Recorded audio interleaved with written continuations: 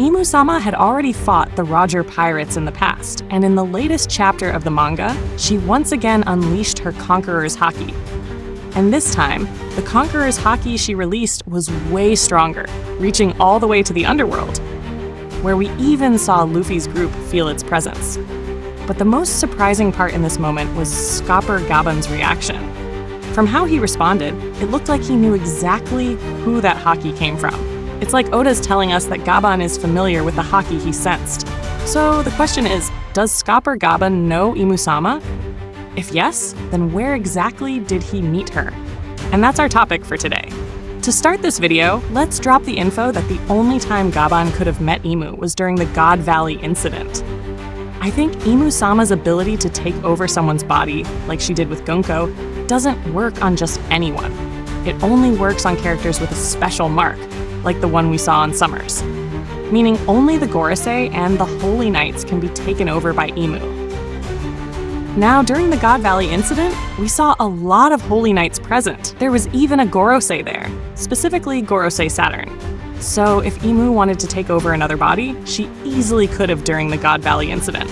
So the most likely place where Gaban sensed Imu's Conqueror's Haki was indeed at God Valley. That's probably why the Haki felt so familiar to him. Now, if Imu really did show up at the God Valley incident, it opens up a lot of possibilities about what really happened there. Like this unexpected alliance between Roger and Garp. Yes, up to now, we know that Garp and Roger teamed up to defeat Rox D. Xebec. But if we now bring Imu into the picture, do you still think that's how the God Valley structure played out? Probably not. It's more likely that as pirates, the Rox pirates and Roger pirates teamed up. Because even if Roger and Rox were mortal enemies, they'd probably agree to fight a common enemy, Imu and the world government. As for Garp, we know him. He doesn't follow the world government blindly, especially not the Celestial Dragons. So once he found out the real reason the Celestial Dragons were at God Valley, he likely wouldn't side with them. So it makes sense that Garp, Roger, and Rox all worked together to fight Imu.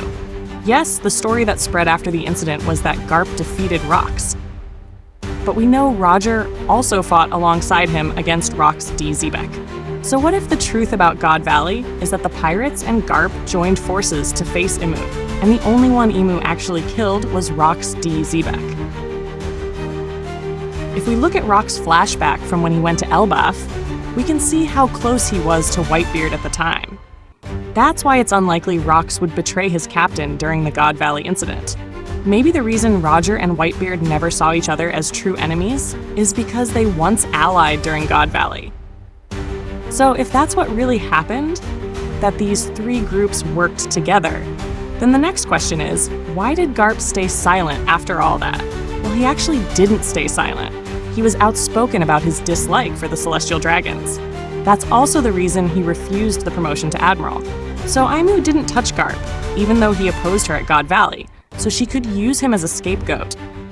They'd frame it like he defeated and killed Rox D. Xebec, when in reality it was Imu who really killed him.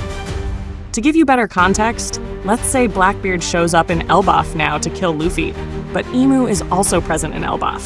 Do you think Blackbeard would still go through with his plan to kill Luffy knowing Imu's there? Of course not. Most likely, he'd first team up with Luffy to defeat their common enemy, Imu. Then afterward, he'd go back to his plan for Luffy.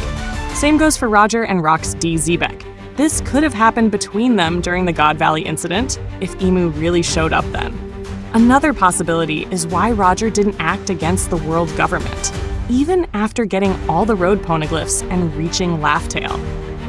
If Roger truly experienced Imu's power at God Valley and saw firsthand that she can't die and is nearly unbeatable, it would make sense that he'd feel discouraged from attacking the world government. Like, he already stood no chance back at God Valley. How much worse would it be storming Marijoa? He knew it would only lead to the death of his entire crew. So it made sense that after being crowned Pirate King, he retired and let his crew live freely. But I'm not saying Roger backed down out of fear, okay?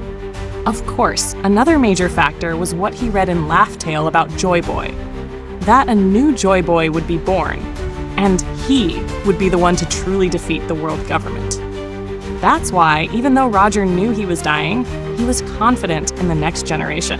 He believed that the one who would beat the monster they faced at God Valley, Imusama, was still to be born. So at that point, Roger had just one mission left: to make sure the new Joy Boy would sail and become a pirate.